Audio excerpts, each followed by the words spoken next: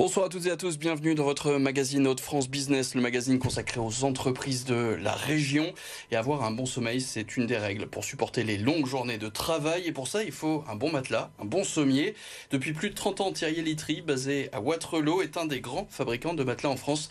Nous recevons ce soir Geoffrey Thiriet, le dirigeant de Thiriet Litry. Bonsoir. Bonsoir. Bienvenue sur ce plateau et pour nous accompagner chaque semaine, notre experte Jeanne Magnin, journaliste du Journal des Entreprises. Bonsoir Jeanne. Bonsoir Vincent, bonsoir Monsieur Thiriet. Et comme chaque soir, on commence donc avec quelques chiffres pour vous présenter cette société.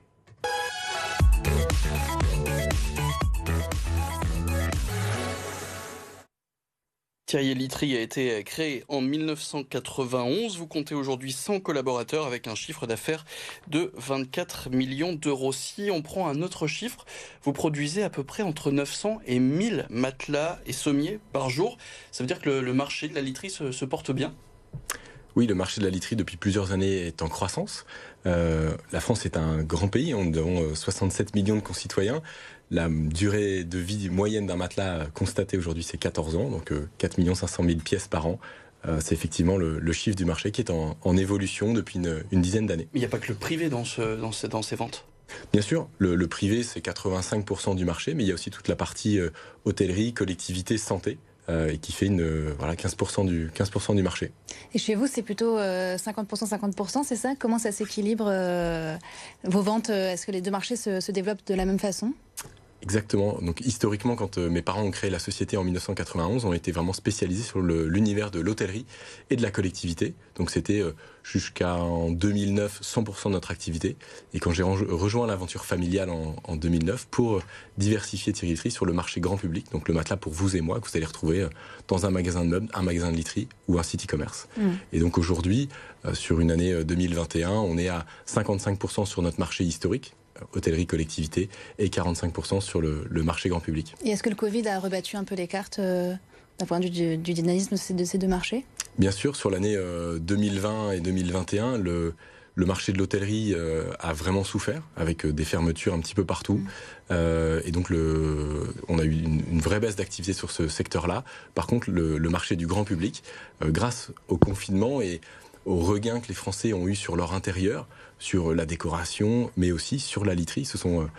Ils ont utilisé parfois leur matelas pour autre chose que dormir, pour télétravailler, pour jouer. Et donc, il y a eu une forte augmentation des ventes de literie, donc matelas, sommiers, sur l'année 2020 et 2021. Et donc, la baisse que l'on a eue sur le secteur de l'hôtellerie, on l'a compensée, du moins en partie sur 2020, sur le grand public et largement sur 2021. Et aujourd'hui, c'est l'hôtellerie qui repart en force. Et aujourd'hui, là, effectivement, depuis le début d'année sur la partie grand public, les ventes sont stables, voire en légère régression. Et par contre, l'hôtellerie repart assez fort avec une très belle saison d'hiver et des très bonnes perspectives pour cet été. D'accord. Et la concurrence est-elle rude sur le secteur? Est-ce que notamment l'arrivée d'Internet a beaucoup bouleversé la façon dont on achète les matelas? La concurrence sur le marché de la literie, elle est assez rude. En France, on est 35 acteurs à peser sur le marché, et le marché est importateur à 35% sur le marché, essentiellement de la Belgique, la Pologne, le Portugal, l'Espagne et l'Italie.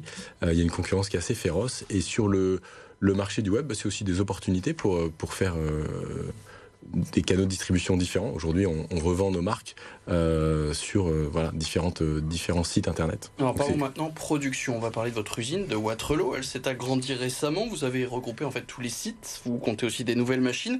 Vous êtes au cœur d'une nouvelle stratégie? Exactement. Entre 2015 et 2020, on a une croissance qui était importante, et donc on a acheté différents sites au fur et à mesure. C'était un mal nécessaire, on avait besoin de place. On fait un produit qui est très volumineux et on a besoin de stock. Nos clients ont besoin d'un délai très court, donc on stocke.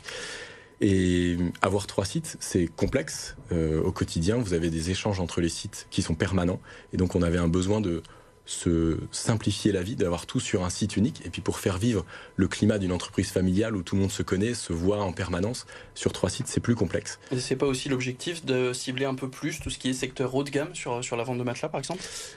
Un matelas haut de gamme, a fortiori, est beaucoup plus long à fabriquer. Donc vous avez besoin aussi de plus d'espace, plus de stock. Donc ça permet, ce nouveau bâtiment unique nous permet à la fois de poursuivre la croissance, mais aussi de poursuivre notre montée en gamme.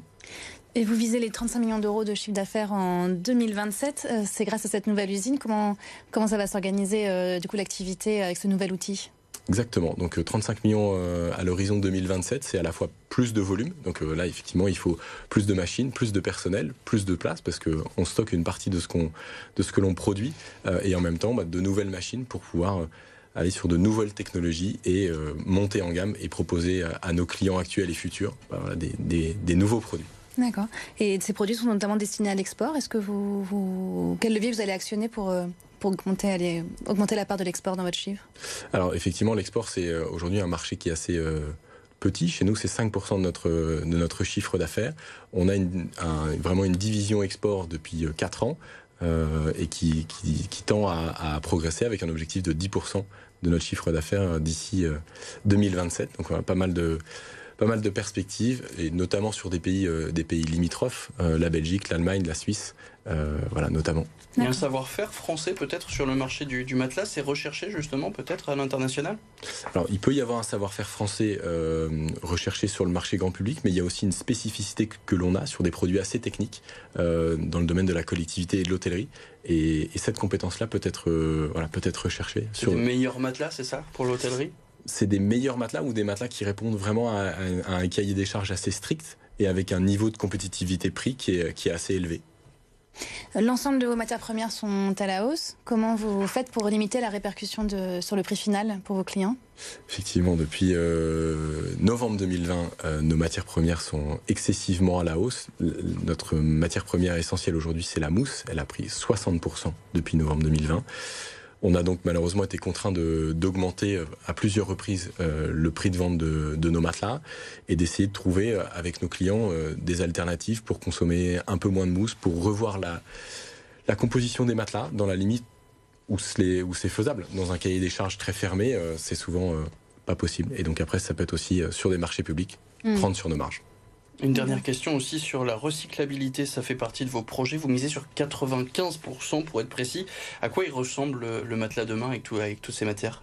Alors, donc il y a sur la partie recyclage, il y a 2 aspects. La première, c'est, vous citez 95%, c'est notre objectif de recyclabilité de nos déchets. Et c'est possible ? C'est possible. Quand on fait un matelas, malheureusement, avec la variabilité des tailles, on a parfois du tissu un peu en trop, de la mousse en trop, du plastique en trop. Et donc, c'est arriver à bien capter ces gisements de déchets et demain, trouver une filière pour chaque produit, et c'est possible. Et puis un dernier mot sur le matelas concrètement. Les conseils des professionnels, on va en profiter, c'est pas souvent qu'on en reçoit sur le plateau dans le terme de la literie, mais combien de temps il faut à chaque fois changer son matelas ? Il est conseillé de changer son matelas tous les 10 ans. À la fois la morphologie du consommateur bouge, les technologies bougent aussi, et un matelas aussi bon soit-il, il va finir année après année par perdre une partie de ses caractéristiques techniques.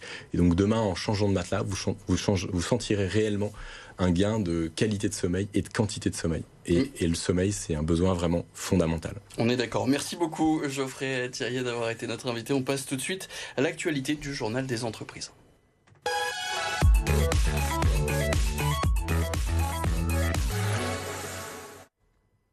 Et cette semaine, Charles, on prend la direction d'Eura Technologies avec une levée de fonds historique. Et tout à fait, on a l'habitude au JDE de suivre les levées de fonds menées par les startups qui sont accompagnées par Eura Technologies. C'est plus rare de relayer une levée réalisée par l'incubateur lui-même.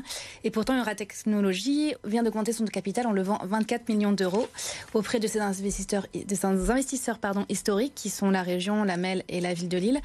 Mais 2 nouveaux acteurs, et pas des moindres, entrent au capital à la faveur de cette opération. L'association Famille Mullier et le fonds de dotation Entreprises et Cités, soit 2 importants écosystèmes régionaux qui fédèrent quelques-unes des plus belles entreprises des Hauts-de-France. Ils investissent 7 millions d'euros à eux 2. Et concrètement, comment il va se traduire ce partenariat ?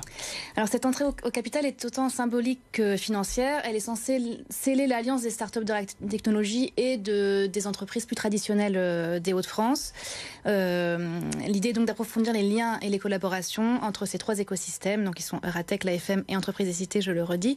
Et ces dernières vont notamment notamment accompagner Euratechnologie et ses startups à l'international en ouvrant leur réseau aux jeunes pousses qu'ils désirent. Merci beaucoup, Jeanne. On rappelle que donc ça doit être voté. Ça ne devrait pas. Il n'y a pas trop de suspense là-dessus. Ça doit être voté en fin de semaine. Des articles et bien d'autres, évidemment, à retrouver comme chaque semaine sur le site du Journal des Entreprises. Merci beaucoup, Geoffrey Thirier. À bientôt. Merci à vous. Et Jeanne, à la semaine prochaine. Tout à fait. Avec grand plaisir. Et quant à nous, on se retrouve demain. Ce sera votre magazine Emploi. Nous évoquerons la relation client du groupe Boulanger. Nous recevrons Nicolas Dagnagno, responsable recrutement chez Boulanger Customer Care.